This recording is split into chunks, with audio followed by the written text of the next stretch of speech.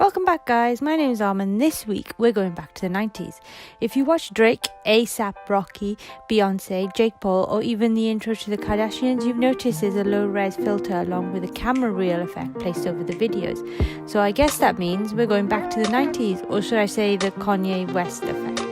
Open Premiere Pro. First thing we're going to do is fake a wide angle lens. Place your clip onto the timeline, then head over to the effects library and search for the lens distortion effect. Drag it onto your clip and go to the effects control panel. It's pretty straightforward. Simply increase the curvature a little bit.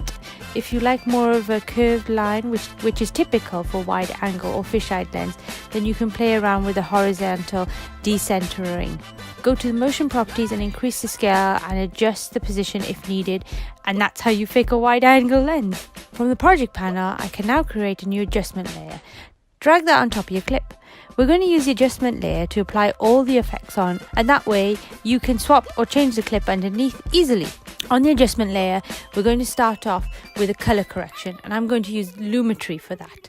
What you want to do is mess up the whites, which is typical, increase the contrast a bunch, after that pump up the highlights. It's okay if the sky or other hotspots get overexposed, then scroll down and expand the color wheel. From here you want to lower the exposure of the highlights. What you're essentially doing now is making the whites grey, which is perfect. Well, we're truly messing up the highlights. Next up, we're jumping into the creative tab. From here, we're going to apply a built-in look. From the drop-down menu, locate Kodak 2395 look. Depending on the shot, you can increase the intensity of the look. Next, jump into the faded film control and increase that a bunch to wash out the shadows.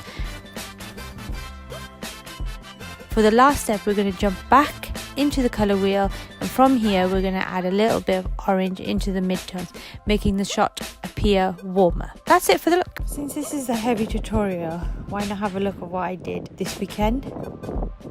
I filmed this guy. We're now going to apply several film effects to the clip. From your effects library, search for the noise effect. Apply that to the adjustment layer as well. We're going to use this to introduce a little bit of film grain, set it around 10%. There's one more thing that we want to do, and that is to add some dust particles. This bit's super simple. You can get dust particles videos by searching the internet. Once you have the video, place it above the adjustment layer, go into the opacity properties and change the blend mode to screen.